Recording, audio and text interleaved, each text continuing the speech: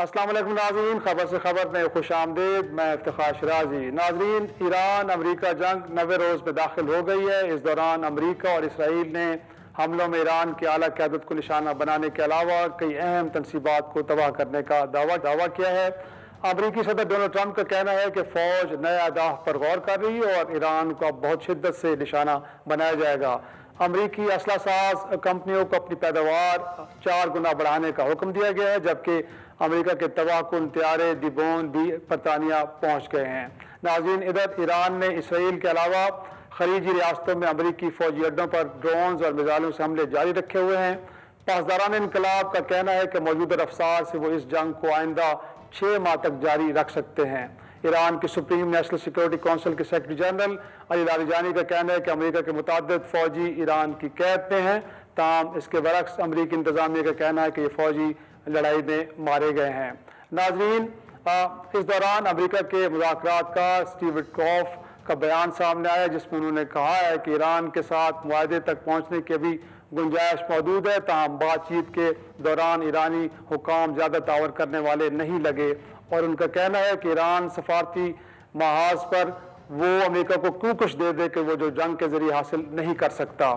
ناظرین، ادھر پاکستان کی مسلح افواج کے سربراہ فیلڈ مارشل سید عاصم منیر نے سعودی عرب کا ہنگامی دورہ کیا ہے۔ سعودی وزیر دفاع خالد بن سلمان سے ملاقات میں ایران کی جانب سے سعودی عرب پر حملوں سے پیدا صورتحال اور ان حملوں کو روکنے کے لیے مشترکہ دفاعی معاہدے کے تحت ضروری اقدامات کرنے پر غور کیا گیا ہے۔ ایران سے کہا گیا کہ مسئلے کے حل کے لیے دوست ممالک سے تعاون کرے اور صورتحال سے متعلق غلط اندازے نہ لگائے۔ ناظرین، ہمارے ساتھ اس ساری صورتحال پہ گفتگو کرنے کے لیے موجود ہیں دفاعی تجزیہ کار لیفٹیننٹ جنرل ریٹائر عبدالقیوم صاحب۔ بہت شکریہ سر وقت دینے کے لیے۔ پہلے تو سر میں یہ جاننا چاہوں گا کہ آپ کو بھی اب لگ رہا ہے کہ اس جنگ کا دائرہ کار وقت گزرنے کے ساتھ ساتھ وسیع ہو رہا ہے اور آنے والے وقت میں کچھ اور ممالک بھی اس جنگ کا حصہ شاید بن جائیں؟ دیکھیں، مسئلہ یہ ہے کہ یہ ایک مس کیلکولیٹڈ وینچر ہے امریکہ کی۔ جیسے یہ ویتنام میں گئے تو آپ نے دیکھا پھر کیا حال ہوا، تو اسی طرح یہ بھی یہاں انہوں نے انڈر ایسٹیمیٹ کیا ہے۔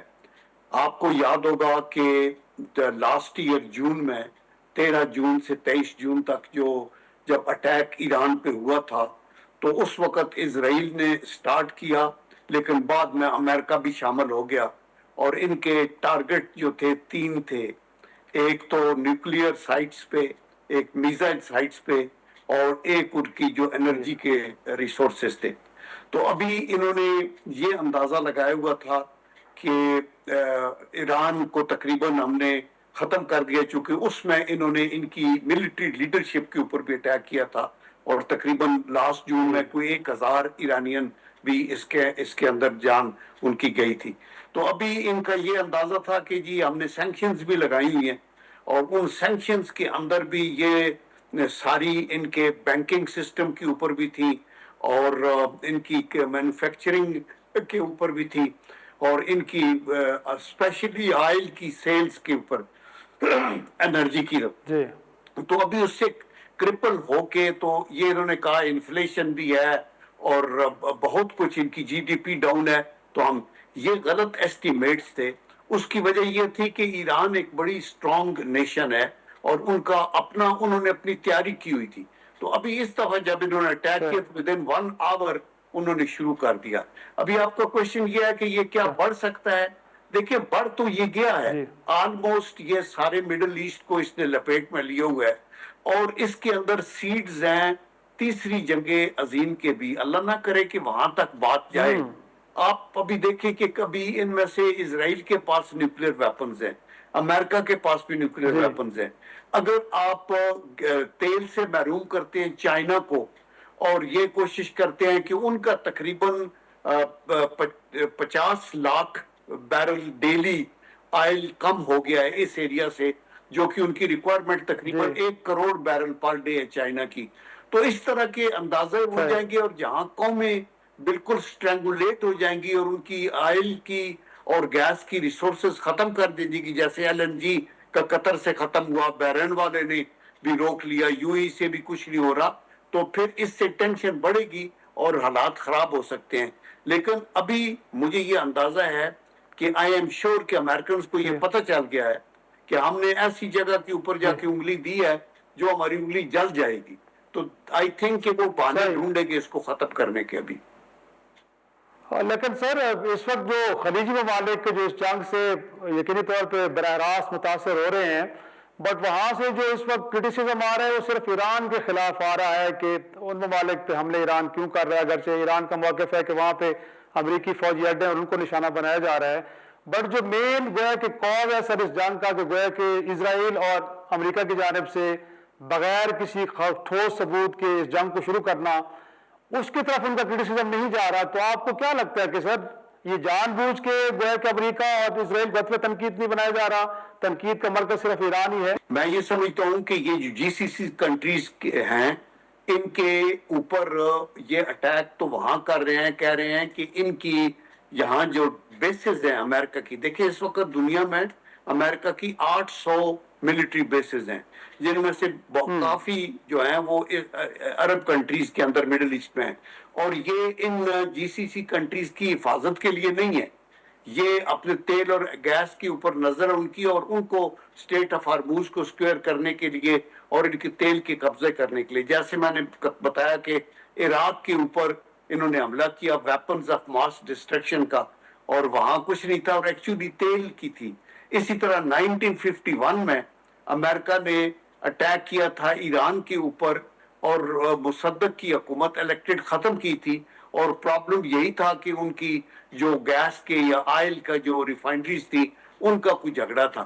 تو ابھی بھی ان کا مقصد جو ہے وہ ایک تو اپنے لیے تیل اور گیس کے ذخیروں کو اپنے لیے محفوظ کرنا اور چائنا کو ڈینائی کرنا. تو I think in the long run یہ چیزیں ہیں، اور آئی ہوپ کہ جی سی سی کنٹریز انڈرسٹینڈ کرتے ہیں کہ ایران ریئیکٹ کر رہا ہے صرف ان جگہوں پہ جہاں سے ان کے اوپر اٹیک ہو رہے ہیں. مثلا ان کا ڈی سیلینیشن پلانٹ ابھی انہوں نے سعودی عربیہ کا تباہ کیا ہے، اور وہ بھی یہاں ہی سے اٹھا کے کیا ہے. یہ جو بچیاں 175 شہید ہوئی ہے ایک میں، اس کے اوپر بھی جو اٹیک ہوا ہے وہ کہتے ہیں جی سی سی سے اٹھ کے ہوا ہے. تو اس لیے ایرانین ریئیکٹ کر رہے ہیں، اور اس میں یہ جو آپ کہہ رہے ہیں بالکل ٹھیک کہہ رہے ہیں کہ اس میں یہ جمپس تو موجود ہیں کہ اگر یہ کنٹریز بھی آگے سے حملہ کرنا شروع کر دیں تو پھر بہت زیادہ گند بن سکتا ہے.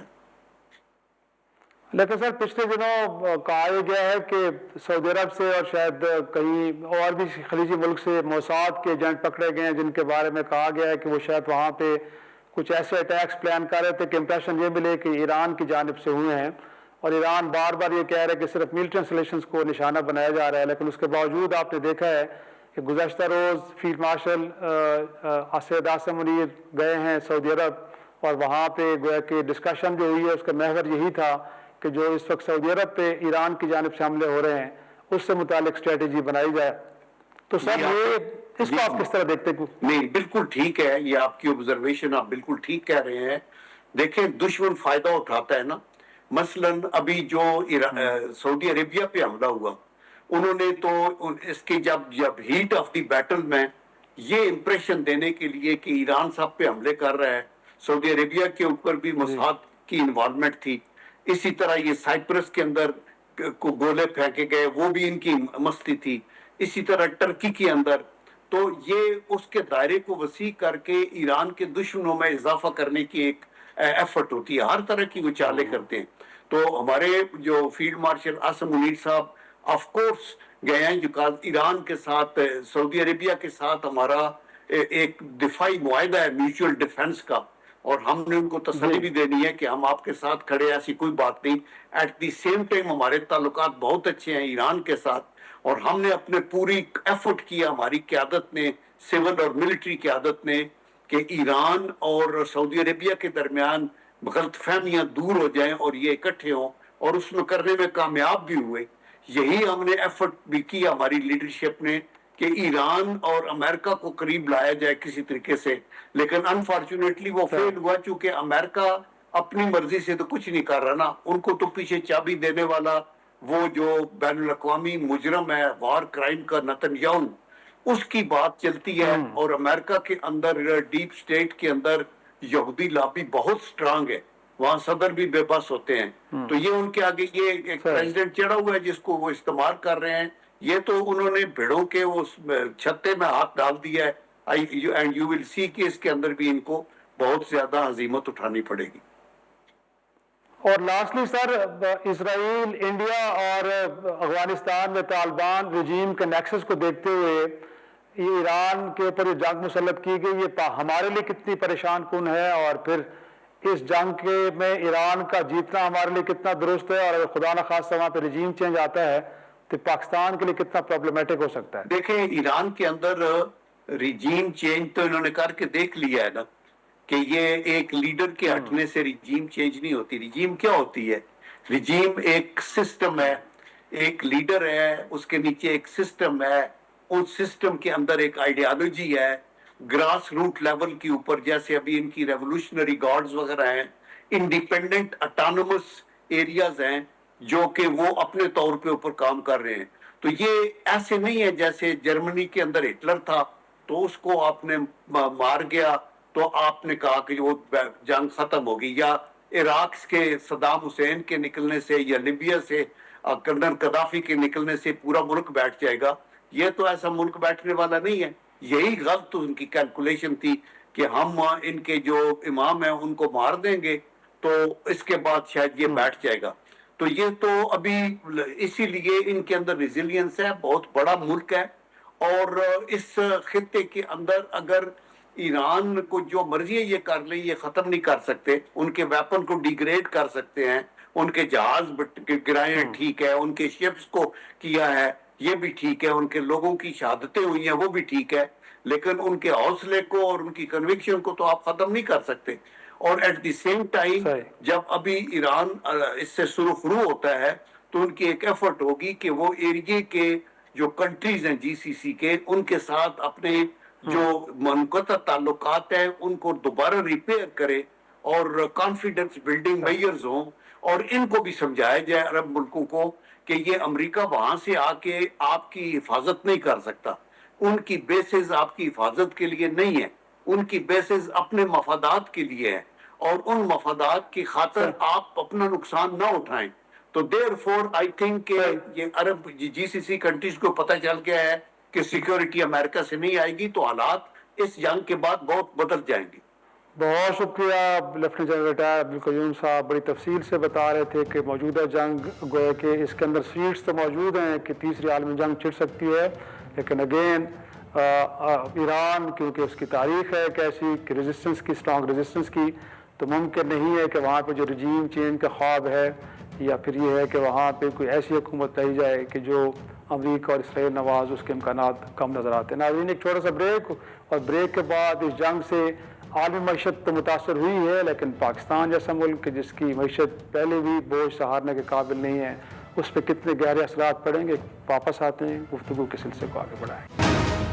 پروگرام میں ایک بار پھر خوش آمدید ناظرین.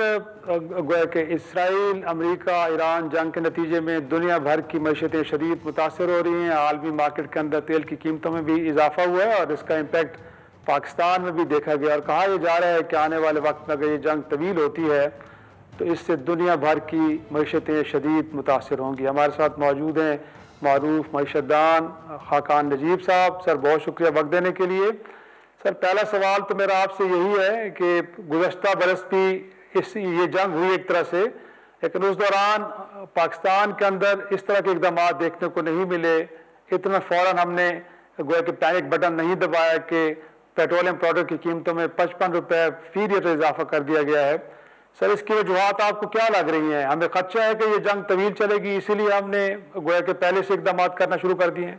So let's try and understand. ایک کانفلکٹ جب شروع نہیں ہوا تھا تو جو تیل کی قیمت تھی وہاں سے لے کے اب تک کا سفر تقریباً 35% برینٹ جو ہے وہ بڑھ گیا ہے. جو فلیٹس کی قیمت پاکستان لیتا ہے جو سنگاپور سے، وہ پیٹرول میں بھی تقریباً 30-35% پر ڈیزل میں زیادہ اضافہ ہوا. جس طرح معیشتیں ڈسٹرب ہوئی، امپورٹنگ ہیں وہ زیادہ ہیں، جن کے ذخائر جس کو کہتے ہیں کہ سٹوریج نہیں ہے.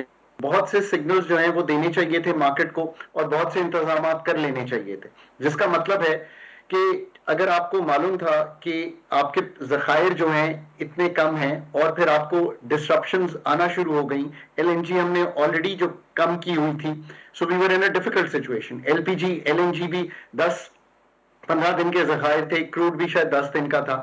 سو کنسیڈرنگ آل دس, انہوں نے سب سے پہلا سگنل جو ہے وہ پرائس کے تھرو دیا ہے. اب پرائس ایک سگنل ہوتا ہے. اچھا, پرائس کا سگنل جو ہے وہ سارے مسئلے کو حل نہیں کرتا. پہلے تو اس کو سمجھ لیں, پھر پرائس کی بھی ڈسکشن کر لیتے ہیں. کرنا کیا ہے؟ کرنا یہ تھا کہ آپ کو ڈیمانڈ سائیڈ کا ایک فریم ورک دینا تھا, تاکہ جو اس وقت میرا خیال ہے 23 دن کے پیٹرولیم ریزروز ہیں وہ کسی طرح 35 دن تک اسٹریچ ہو جاتے ہیں. وہ کیسے ہوتے ہیں؟ لیکن اب پہلی چیز تو یہ ہے کہ آپ نے ورکنگ ہیبٹس چینج کرنی تھی. آپ 5 کی بجائے اگر 4 دن کر دیتے, آلریڈی پچھلے 3-4 دن پہلے سے فرائیڈے آف لے لیتے, تو آپ نے اگر موٹر بائک یا گاڑی پہ آنا تھا اور پیٹرول کی قیمت بڑھ بھی جاتی تو آپ کا ایک دن بچ جاتا, تو آپ پہ امپیکٹ نہ آتا. آپ دوسری چیز جو بہت امپورٹنٹ ہے جو آپ کر سکتے تھے وہ یہ تھے کہ اسکولنگ جس کو آپ نے جاری رکھا, اگلے ہفتے سے اگر بند کر دیتے اور عید کی چھٹیاں تھوڑی ایکسٹینڈڈ دے دیتے, اگلے ہفتے تو چھٹیاں ہونی ہی تھیں, سو کیا ہوتا, آپ سمر ویکیشن پارٹلی ابھی لے لیتے, تو آپ کی کار کی, آپ کی ٹرانسپورٹ کی نیڈ ڈراپ کر جاتی, ذخائر بچ جاتے. پھر آپ کے جو کوٹاز ہیں جو آپ نے دیے ہوئے ہیں, یعنی کہ موبلٹی انگیجمنٹ کیسے چینج کرنی تھی, آپ کار پولنگ کرتے, آپ کے جو پبلک پرائیویٹ سیکٹر کے کوٹے تھے اس کو ڈراپ کرتے, 340 لیٹر کے کوٹے کو اگر آپ 150-200 سے لے آتے, تو آپ کی جو ورکنگ ہیبٹس تھی وہ چینج ہونا شروع ہو جاتی. تیسری چیز بڑی امپورٹنٹ ہے, جو پروٹوکولز ہیں وہ آپ طے کر لیتے ایفیشنسی کے, private buildings, air conditioning, roads, سب کچھ. یہ ہم نے کووڈ کے ٹائم میں بڑا سکسیسفلی کیا ہے, آپ کو تو معلوم ہے کہ یہ ہم کر کے آ رہے تھے. پھر آپ ڈسکریشنری ٹریول جو تھا وہ لوگوں کا, سو مینی, اس کے ساتھ ساتھ پرائس ایک سگنل تھا. دیکھیے پاکستان میں قیمت کیسے طے ہوتی ہے, جو قیمت 15 فروری سے لے کے 28 فروری تک کی ایوریج نکلتی ہے کارگوز کی, ناٹ پر کارگو, وہ اگلے مارچ یعنی کہ 15 دن کے لیے 1 مارچ سے 15 مارچ کی طے ہوتی ہے. اب ایک ڈسرپشن ہو گئی تو قیمت بہت تبدیل ہو گئی, تو آپ نے کیا کیا کہ آپ نے کہا کہ ہم 7 دن میں ہی قیمت تبدیل کریں گے, چلیں اس کو مانا جا سکتا ہے, پر کیا قیمت کا اتنا بڑا پاس تھروز جو تھا وہ دینا چاہیے تھا on the oil companies? May be not. آپ پیٹرولیم لیوی کو چینج کر لیتے 20-25 روپے, تاکہ جو بھی پرائس سگنل تھا جو کر کے آپ نے پیٹرول پمپس پہ جو اس وقت لوگ بھروا رہے تھے, کس لیے کہ جی اگلے 15 دن میں قیمت بڑھ جائے گی, وہ آپ چینج کرنا چاہ رہے ہیں. وہ بیہیویئر چینج کرنے کے لیے آپ یہ کر سکتے تھے, یا آپ اگر پرائس پوری 55 کی نہ کرتے, آپ ہو سکتا ہے 20-25 روپے چینج کرتے فار دا ٹائم بینگ, تاکہ پھر 20-25 کا امپیکٹ آتا. یہ دیکھیں یہ سارے آپشنز تھے. اتھارٹیز نے بہتر سمجھا کہ وہ آئل مارکیٹنگ کمپنیز کو, آئل کمپنیز کو ہی ٹرانسفر کریں گی, اور تھوڑا سا ٹرانسفر انہوں نے پیٹرولیم پروڈکٹ پہ, پیٹرول پہ کیا اور ڈیزل کو نیچے لائے. میں ہمیشہ یہ سمجھتا ہوں کہ پالیسی آپشنز بہت سے ہوتے ہیں, آپ کو بہت ہی پروفیشنلی یہ ہینڈل کرنا چاہیے. اور خالی دیکھیں بہت امپورٹنٹ بات یہ ہے کہ پاکستان میں ایک چیز اسٹیبلش ہو گئی ہے, قیمت تبدیل کرنا از دی اونلی آپشن, اور وہ ایک بڑا ہارڈ ٹاسک ہے. ایکسپینڈیچر مینجمنٹ کرنا, ڈیمانڈ ایفیشنسی لانا, سپلائی سائڈ کو مینج کرنا, یہ سب اصل آپشنز ہیں. اس کے ساتھ ساتھ پرائس کا ایک سگنل دینا ایک اور آپشن تھا. جی خاقان صاحب, انفیکٹ اس وقت سپلائی تو ہمارے کنٹرول میں نہیں ہے, بٹ ڈیمانڈ کو ہم مینیج ضرور کر سکتے ہیں. بٹ مور امپورٹنٹلی سر, ہماری تو جو بجلی کی پروڈکشن ہے یا پھر ہماری انڈسٹری ہے, وہ ساری ڈیپینڈنسی اس کی تو امپورٹڈ فیول پہ ہے. اگر یہ جنگ لنگر آن کرتی ہے تو پاکستان کی معیشت کے لیے کتنی کوئی پرابلمٹک ہو سکتی ہے, بالخصوص ہماری ایکسپورٹس کتنے متاثر ہو سکتی ہیں؟ تو یہ بڑا امپورٹنٹ سوال ہے, اور میں نے پہلے بھی بالکل کلیئرلی اس کا یہی جواب دیا کہ ڈیمانڈ مینجمنٹ کا جو فریم ورک ہے وہ بنا لینا چاہیے تھا. اس کے ساتھ ساتھ یہ بھی یاد رکھیے کہ پاکستان کے جو چینلز ہیں جس سے وہ انفلیشنری امپیکٹ, تو ہم نے آئل کا ڈسکس کر لیا, اور ذرا چینلز دیکھ لیں. ریمیٹنسز اگر سلو ہوتی ہیں تو آپ کا جو بیلنس آف پیمنٹس ہے اس پہ پریشر آتا ہے, جس کا کیا مطلب ہے, آپ نے اگر 42 ارب ڈالر کی ریمیٹنس جو ہے لے کے رکھی ہوئی ہے اور اس میں 1 ارب ڈالر کا بھی فرق آتا ہے, تو you know that's substantive for Pakistan. آپ نے ایکسپورٹ کا بڑا اچھا ذکر کیا. دیکھیے نا کہ جو کنزیومر ڈسکریشنری ہے, جو امریکہ میں بندہ ہے, جو یورپ میں بندہ ہے, جو دبئی میں بندہ ہے, جو پاکستان کا بائر ہے, وہ اس وقت پتلون خریدنے کی یا وہ بیڈ لینن خریدنے کی یا پاکستان کے ویلیو ایڈڈ یا لیدر خریدنے کی تو نہیں سوچ رہا. وہ دکان پر جا کر یہ بائنگ نہیں کر رہا. تیل کی قیمت اس نے ڈیلی پمپ پہ بڑھتی ہوئی دیکھی, انفلیشنری امپیکٹ دیکھا, اور ایک وار کا ایک ایکسپیکٹیشن بلڈ ہوتی ہے, ایک ڈسکمفرٹ کی, ایک انسرٹنٹی کی. تو آپ بالکل صحیح کہہ رہے ہیں کہ جو ایکسپورٹ آرڈرز ہیں بھی وہ سلو ہو جائیں گے. शिपिंग की कॉस्ट बढ़ जाएगी, प्लस इंश्योरेंस बढ़ जाएगी. सो बिल्कुल इस पे एक इम्पैक्ट आ सकता है. आगे ही हमारी जो गुड्स की एक्सपोर्ट है, ये मेरे लिए तशवीशनाक बात थी कि वो 7% गिरी हुई है. पहले जो हमारे पास 8 माह का डेटा स्टेट बैंक से पहले पीबीएस का आ जाता है, जो पीबीएस का डेटा है उस पे देखें अगर हम तो अगर ये इम्पैक्ट लेके चलेंगे तो इट्स एन अनकंफर्टेबल थिंग. और फिर इन्वेस्टमेंट डिसीजंस डिले हो जाते हैं. तो Pakistan is looking for an FDI which already in the first few months of this fiscal year, जिसका डेटा स्टेट बैंक ने रिलीज किया, दिखाई देता है कि बहुत गिरी हुई है FDI compare to last year. सो ये सारी चीजें देखते हुए ऑफ कोर्स हमें प्रिकॉशनरी मेजर्स फिस्कल पे भी ले लेने चाहिए, जिसका मतलब एक्सपेंडिचर कट्स हैं, जिसका मतलब यह है कि बैरूनी खसारा संभालने के लिए हमें अपने रिजर्व्स की पोजीशन को मुंजमद रखना चाहिए. और जो हमें रोल ओवर्स अब जो करवाने हैं, जो हमें मल्टीलैटरल से बोरोइंग करनी है, जो लोन्स को मौखर करना है, वो सारा कुछ इन प्लेस हो. और ये तो अल्हम्दुलिल्लाह एक कंफर्टेबल पोजीशन है कि $16 अरब के ज़खायर हैं, वरना this could have been not so comfortable in terms of buffer, जैसे कि हमने जुलाई 2023 में देखा जब हमारे रिजर्व्स $3.5-4 बिलियन पे नीचे चले गए थे. आई थिंक ये एक और सिनारियो है. तो ये 2 माह जो है इनको राइड आउट करने का ये फ्रेमवर्क जो है वो हुकूमत को जरूर बना लेना चाहिए. They are very smart people in the government. I am sure कि they will get some professional advice and move on these things. और लास्टली सर ये भी जानना चाह रहे हैं कि हमेशा जब भी कोई इस तरह के वो क्लैमिटीज हो या कोई इस तरह के क्राइसिस आए, हम हमेशा शॉर्ट टर्म सोल्यूशन की तरफ जाते हैं, तो लॉन्ग टर्म सोल्यूशन की हम बात नहीं करते. कोविड में भी यही बात हो रही थी कि जब सप्लाई चेन डिस्टर्ब हुई कि पाकिस्तान जैसे मुल्क 26 करोड़ का मुल्क है सर, रिजर्व्स ऑयल प्रोडक्ट के बड़े होने चाहिए. चीन जैसे मुल्क के अंदर 6-6 माह 8-8 माह के रिजर्व्स वहाँ पे मौजूद होते हैं.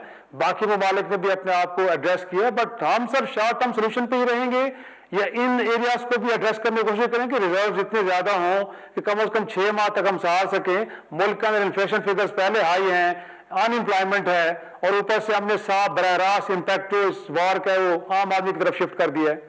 ये आपने बहुत ही अच्छा पॉइंट सामने रखा है, ज़खायर का बिल्डअप करना और फिर एनर्जी सिक्योरिटी जो है उसका फ्रेमवर्क सामने रखना. वो क्या है?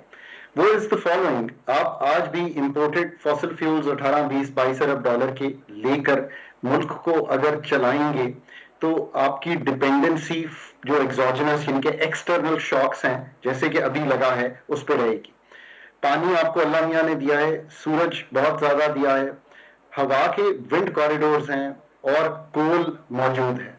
ये 4 वो ऐसी चीजें हैं जिससे इंडिजिनसली पाकिस्तान की एक, जिसको मैं कहता हूं ना, just energy transition, just in terms of pricing and capability, और energy transition into rebalancing from fossil fuels, imported LNG, imported diesel, imported kerosene, imported petroleum products into what you call the indigenous resources which are available. 60,000 megawatt की तो यार water की capability है, just to clarify.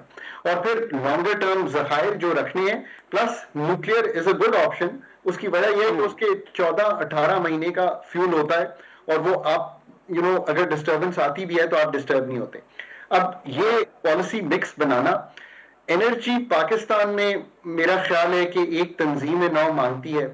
अगर हम इस चीज में बिलीव नहीं करेंगे और आज भी 1000 अरब रुपया हम रखेंगे अपने बजट में इन खसारों को चलाने के लिए और सब्सिडी देने के लिए, और कंपेटिटिव मार्केट एनर्जी में नहीं बनाएंगे और एनर्जी की मिनिस्ट्री नहीं प्रोफेशनलाइज करेंगे, एनर्जी के रेगुलेटर को पाकिस्तान एनर्जी रेगुलेटर नहीं बनाएंगे और उसको कोऑर्डिनेशन बेहतर नहीं करेंगे, प्रोफेशनलाइज नहीं करेंगे, डिस्कोस को प्राइवेट सेक्टर में देने से पहले कंपेटिटिवली बिहेव नहीं कराएंगे, मतलब ट्रांसमिशन की कैपेबिलिटी नहीं बनाएंगे, तो फिर ये मुश्किल रहेगी. इस मुश्किल से यार बात तो आगे है ना कि मतलब let's get the top professionals and let's solve this issue.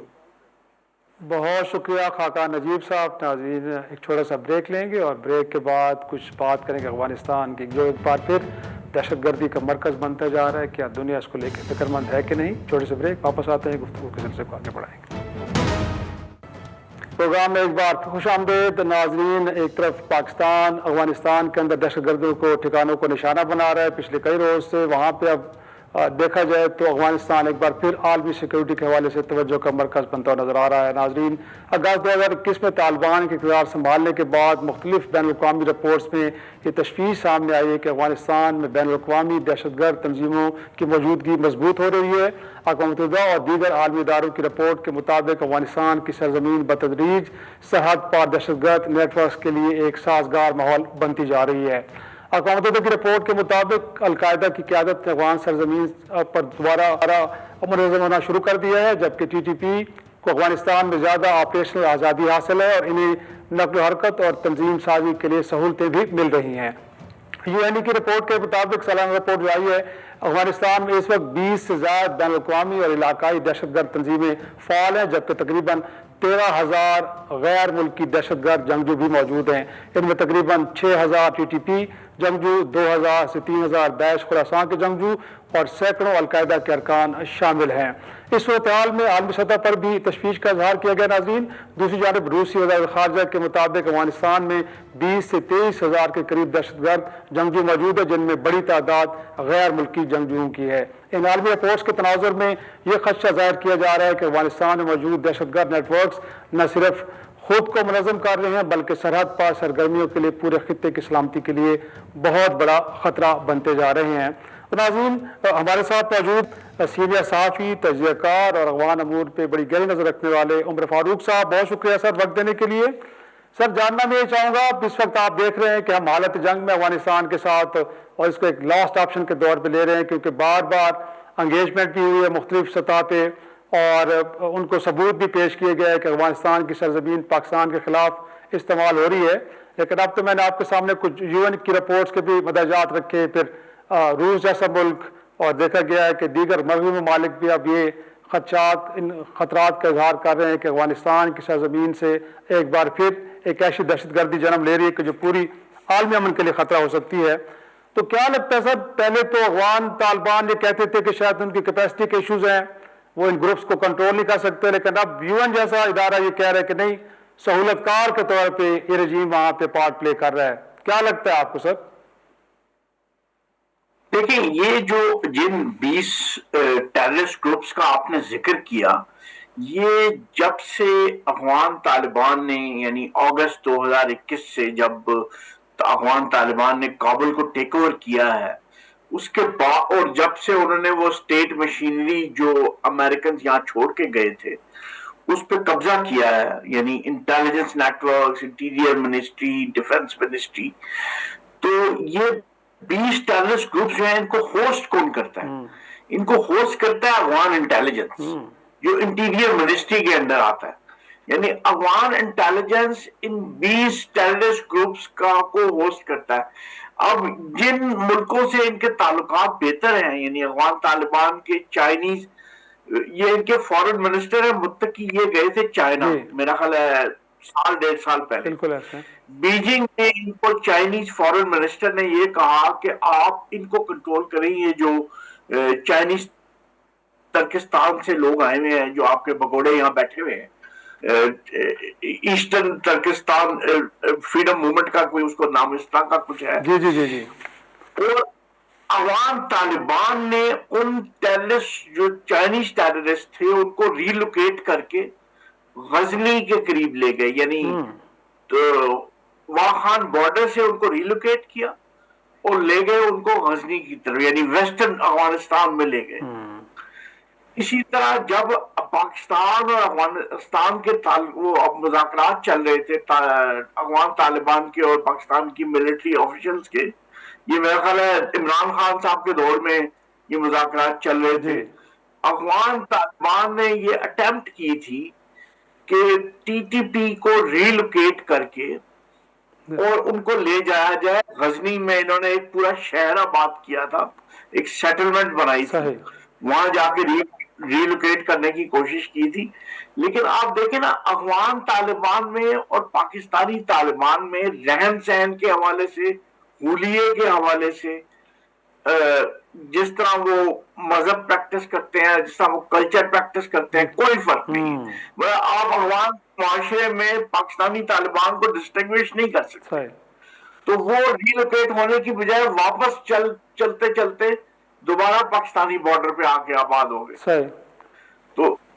तो ये अटेम्प्ट एक हुई थी अफगान तालिबान। लेकिन जो उमर साहब आप बात कर रहे हैं कि जिन ममालिक के साथ ताल्लुकात इनके अच्छे हैं, शायद इस मामले पे उनकी तरफ से कोई सीरियस कंसर्न शो नहीं होते, लेकिन आपको लग नहीं रहा कि अभी तो इस मामले पे पाकिस्तान मुतासर हो रहा है, बट ये थ्रेट तो गुजरते वक्त के साथ बड़ा होता जा रहा है, और हमने देखा है कि सेंट्रल एशियन स्टेट्स के अंदर भी कुछ इस तरह के इंसिडेंट हुए हैं जहाँ पे चीनी इंजीनियर्स मारे गए।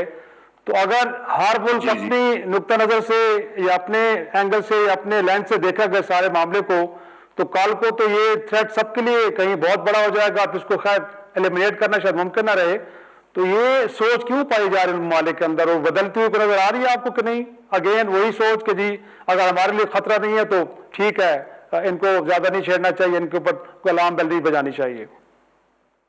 नहीं, मैं इस बात से पूरी तरह एग्री करता हूं कि ये आपकी इस बात से कि ये जो 20 टेररिस्ट ग्रुप्स हैं और अफगान तालिबान इटसेल्फ जो हैं वो, या elements with in Afghanistan Afghan Taliban जो हैं, वो बहुत सीरियस थ्रेट है रीजनल सिक्योरिटी के लिए। रीजनल जो नेबरिंग कंट्रीज हैं, सेंट्रल एशिया हो गया, चाइना हो गया, ईरान के लिए बहुत बड़ी थ्रेट है, और पाकिस्तान के लिए तो खैर नजर आ रहा है, मैनिफेस्टेशन है उसकी क्लियर के बहुत बड़ी थ्रेट है। लेकिन एक बात मैं थोड़ा सा डिसएग्री करता हूं, जो कन्वेंशनल विजडम है या जो नैरेटिव आर्गुमेंट डेवलप किया जाता है वहां, देखिए पाकिस्तान के लिए ये बहुत जरूरी है कि कोई ना कोई सेंट्रल गवर्नमेंट जो है वो अफगानिस्तान में काबुल में मौजूद रहे, चाहे वो कितनी ही बुरी या कितनी ही अच्छी क्यों ना हो।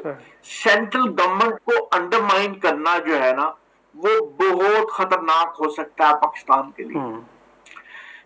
सेंट्रल गवर्नमेंट अंडरमाइन होगी तो ये जो 20 टेररिस्ट ग्रुप हैं, जिनको किसी ना किसी, जैसा मैंने अभी आपको बताया कि चाइनीज टेररिस्ट को रिलोकेट कर दिया उन्होंने, गजनी की तरफ ले गए, ये अटेम्प्ट्स भी नहीं होंगी, और एक बहुत खतरनाक इनाक के chaos की सूरत हाल होगी अगर सेंट्रल गवर्नमेंट अंडरमाइन होगी तो। मेरा इतना सा आर्गुमेंट है, ये आर्गुमेंट मेरा बिल्कुल नहीं है कि अफगान तालिबान थ्रेट पोज नहीं करते या टीटीपी थ्रेट पोज नहीं करते, ये बहुत सीरियस थ्रेट पोज करते हैं, जो कि यूएन की रिपोर्ट में क्लियरली आ भी गया है कि कितनी सीरियस थ्रेट। पाकिस्तान के लिए बेहतर ऑप्शन ये है कि रीजनल कंसेंसस डेवलप करे। सही। रीजनल कंसेंसस यानी सेंट्रल एशियन स्टेट्स को अपने साथ में लाए डिप्लोमेसी के जरिए, रशियंस को कन्विंस करे। मैं आपको एक बड़ी इंटरेस्टिंग बात बताऊं कि रशियन प्रेसिडेंट पुतिन गए थे पिछले दिनों इंडिया में, उन्होंने इंडिया टुडे को एक इंटरव्यू दिया था। सही। उस पे उनसे पूछा गया कि आप तालिबान को क्यों टॉलरेट कर रहे हैं, क्योंकि आपके उनके साथ डिप्लोमेटिक ताल्लुकात भी हैं, आप उनको असिस्टेंस भी फराहम कर रहे हैं। तो ये प्रेसिडेंट पुतिन का ये कोट एंड कोट मैं आपको बता रहा हूं, प्रेसिडेंट पुतिन ने कहा था कि हमारे पास ऐसी रिपोर्ट्स पहुंच रही हैं कि वहां पर बहुत रेडिकल किस्म के सुन्नी ग्रुप इमर्ज कर रहे हैं, और तालिबान उनको चेज और उनको कंट्रोल करने की पूरी कोशिश। आज एक छोटा सा ब्रेक से वापस आएंगे, प्रोग्राम के सिलसिले को आगे बढ़ाते हैं। प्रोग्राम एक बार फिर खुश आमदेद। बात की है कि शायद वहाँ पे तालिबान जो रेडिकल ग्रुप्स हैं उनको कंट्रोल करने की कोशिश कर रहे हैं, बट पाकिस्तान से मुतालिक जो उनकी अप्रोच है वो तो इंटायरली डिफरेंट है सर। हमें तो गिला है कि टीटीपी है या बाकी ग्रुप्स हैं पाकिस्तान में आके कार्रवाई करते उनको रोकते नहीं हैं, और साथ में जो आपने एक रीजनल अप्रोच की बात की है, बड़ी अच्छी बात कि तमाम ममालिक मिल के इस थ्रेट के साथ अगर लड़ेंगे तो ज़्यादा बेहतर होगा। बट विद इन अफगानिस्तान भी कहा जाता है शुमाली इत्तेहाद और कुछ और इस तरह के ग्रुप्स हैं कि जो मौजूदा तालिबान रजीम को पहले दिन से कबूल नहीं कर रहे, तो उनको इम्पावर करना आपको लगता है कि वो भी हो सकता है कि उसके जरिए अफगानिस्तान के अंदर इस तरह के ग्रुप्स को कंट्रोल भी किया जा सके और एलिमिनेट भी किया जा सके? देखिए मसला ये है, मुझे ये क्लियर इंफॉर्मेशन तो नहीं है, लेकिन मेरा अंदाजा ये है कि पाकिस्तानी मिलिट्री को या मिलिट्री लीडरशिप को इस तरह की कोई इंटेलिजेंस रिपोर्ट्स मिली हैं کہ یا تو کوئی بڑا حملہ ہونے والا ہے, کوئی بڑی ویو آنے والی ہے وائلنس کی, اور یہ ٹارگٹس ہیں جہاں سے یہ ری انفورسمنٹس لیتے ہیں, جہاں سے یہ ویپنز لیتے ہیں, جہاں سے یہ ایمونیشن لیتے ہیں, جہاں سے یہ بارود لیتے ہیں, جہاں سے یہ اٹیک کرتے ہیں. تو پاکستانی ملٹری نے شاید یہ ضروری سمجھا کہ ان سٹیجنگ گراؤنڈز کو ڈسٹروائے کیا جائے, اور ان سٹیجنگ گراؤنڈز کو ڈسٹروائے کر کے, لیکن صرف ملٹری سولوشن نہیں ہے اس کا. لیکن جو خطرہ میں محسوس کرتا ہوں نا بحیثیت ایک آبزرور کے, وہ یہ ہے کہ یہ جو ویسٹرن بارڈر ہے نا, یہاں آپ کا مقابلہ کسی کنونشنل ملٹری کے ساتھ نہیں ہے. افغانستان میں کوئی کنونشنل ملٹری ایگزسٹ نہیں کرتی. افغانستان میں ریگ ٹیگ ملیشیا ہے, ریگ ٹیگ ملیشیا, اور اس کے ساتھ ایک ٹیررسٹ گروپ ہے جو ریاست بن چکا ہے اب, اور ایک اور اس کی سسٹر آرگنائزیشن ہے ٹی ٹی پی, جو ہے ہی ٹیررسٹ گروپ, وہ ریاست نہیں ہے, وہ ٹیررسٹ گروپ ہے. اور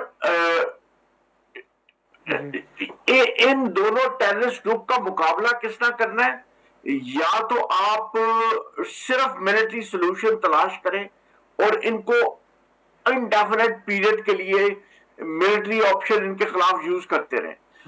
دوسرا طریقہ یہ ہے کہ آپ ریجنل کنسنسس ڈیولپ کریں, اور جس طرح کی بھی ریاست افغانستان میں ایگزسٹ کرتی ہے اس پہ پریشر, ریجنل پریشر ڈیولپ کریں, رشینز کو بھی انگیج کریں, سینٹرل ایشینز کو بھی انگیج کریں, اور چائنیز کو بھی انگیج کریں, ایرانینز کو بھی طالبان کے ساتھ, عوام طالبان کے ساتھ تعلقات بہت اچھے ہیں. اب یہ آپ کو پتا ہے نا کہ علی لارجانی صاحب جب آئے تھے یہاں پہ, تو انہوں نے ایک انٹرویو میں یہاں پر کہا تھا کہ جناب ہم آپ کو بلینک چیک دیتے ہیں کہ آپ کے افغانستان کے ساتھ تعلقات بہتر بنانے کے لیے ایران آپ کو بلینک چیک دیتا ہے. یعنی اس طرح کے تعلقات ان کے افغان طالبان کے ساتھ ہیں تو وہ بلینک چیک دے رہے ہیں نا پاکستان سے, ہم تعلقات آپ ٹھیک کرا دیں گے. تو ریجنل اپروچ آپ کو اپنانی پڑے گی, آپ کو نارملائز کرنے کے لیے افغان طالبان.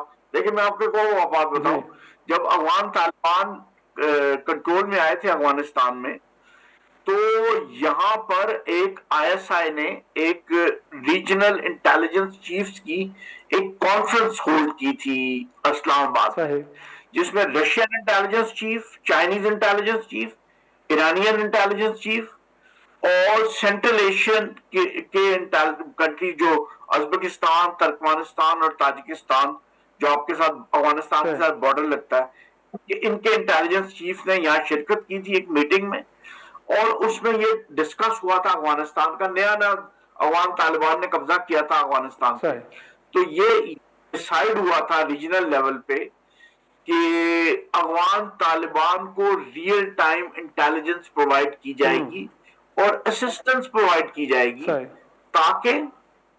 تاکہ آپ آئی ایس جیسے ریڈیکل سنی گروپس کا مقابلہ کر سکیں. یہ افغان طالبان کو تیار کرنا تھا ریجنل جو ریڈیکل سنی گروپس ہیں ان کا مقابلہ کرنے کے لیے. لیکن افغان طالبان جو ہے نا, ان کا ایک فیکشن جو ہے وہ ٹی ٹی پی سے اپنے تعلقات ختم کرنے کے لیے تیار نہیں ہے. جو ٹی ٹی پی کو یہ سمجھتا ہے کہ وہ ہماری ایکسٹینشن ہے. دیکھیں نا, ساتھ انہوں نے امریکنز کے خلاف آپریشنز کیے ہوئے ہیں. جب امریکنز یہاں پہ موجود تھے, ٹی ٹی پی اور ہائیڈ آؤٹس اس وقت ٹی ٹی پی فراہم کرتی تھی طالبان کو. تو یہ پرابلمز ہیں. میرا خیال ہے ملٹری آپشن آپ نے یوز کر لیا, اب ڈپلومیسی کی طرف آئیں. ڈپلومیسی از اے بہت شکریہ عمر فاروق صاحب, بڑی تفصیل سے بتا رہے تھے کہ افغانستان کے معاملے پہ جو پاکستان کی اسٹریٹجی ہے اسے کیسا ہونا چاہیے, جس کے نتیجے میں کچھ نتیجہ خیز وہاں پہ تبدیلیاں لائی جا سکے. ناظرین, آج کے پروگرام اتنا ہی, اجازت دیجیے, خدا حافظ.